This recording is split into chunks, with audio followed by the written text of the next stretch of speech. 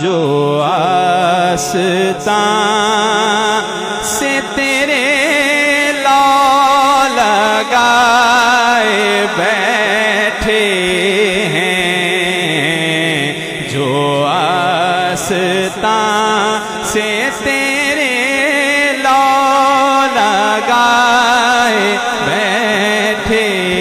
ہیں، خدا گواہ وہ دنیا پہ چھائے بیٹھے ہیں، خدا گواہ وہ دنیا پہ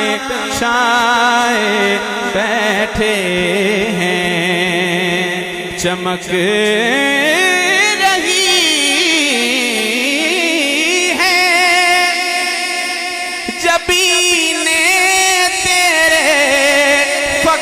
فقیروں کی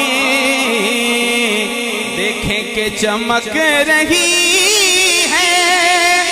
جبینیں تیرے فقیروں کی، تجلیات کے سہرے سجائے بیٹھے ہیں، تجلیات کے سہرے سجائے بیٹھے ہیں۔ یہ پڑھنے والا بھی چشتی ہے، سننے والے بھی چشتی ہیں، جس کا کلام ہے وہ بھی چشتی ہیں۔ پیر سید نصیر الدین نصیر علیہ رحمت پیر صاحب لکھتے ہیں، اور یہ پیر صاحب ہی لکھ سکتے ہیں کہ بڑے بڑوں کے سروں سے اتر رہا ہے خمار، بڑے بڑوں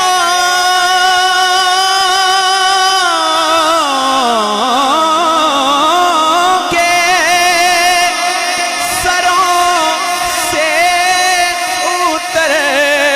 رہا ہے خمار، کیوں کہ وہ آج خیر سے محفل پہ چھائے بیٹھے ہیں، جو آج خیر سے محفل پہ چھائے بیٹھے ہیں، وہ آج خیر سے محفل پہ چھائے بیٹھے ہیں، اور اجل بھی ہم کو اٹھانے پہ اب نہیں قادر، اجل بھی ہم کو اٹھانے پہ اب نہیں قادر، اجل بھی ہم کو اٹھانے پہ اب نہیں قادر، یہاں ہم آج کسی کے بٹھائے بیٹھے ہیں، یہاں ہم آج کسی کے بٹھائے بیٹھے، آتے ہیں وہی جن کو سرکار بلاتے ہیں، تو یہاں ہم آج کسی کے بٹھائے بیٹھے ہیں۔ اصل کلام سے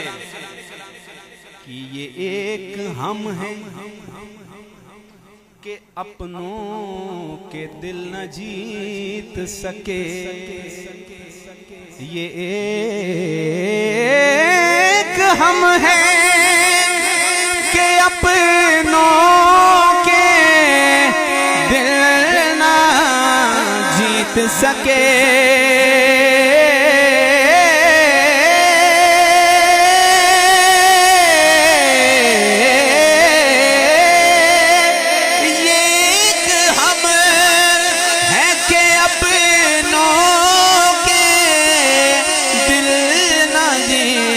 سکے وہ دشمنوں کو بھی اپنا بنائے بیٹھے ہیں وہ دشمنوں کو بھی اپنا بنائے بیٹھے وہ دشمنوں کو بھی اپنا بنائے بیٹھے ہیں نصیر ہم میں تو اپنوں سے کوئی بات نہیں. علامہ صاحب کیا فرما رہے تھے؟ اسی کمزور ہاتھ تگڑے دے ہاتھ دیتا ہے. نصیر ہم میں تو اپنوں سے کوئی بات نہیں بس کرم ہے ان کا جو اپنا بنائے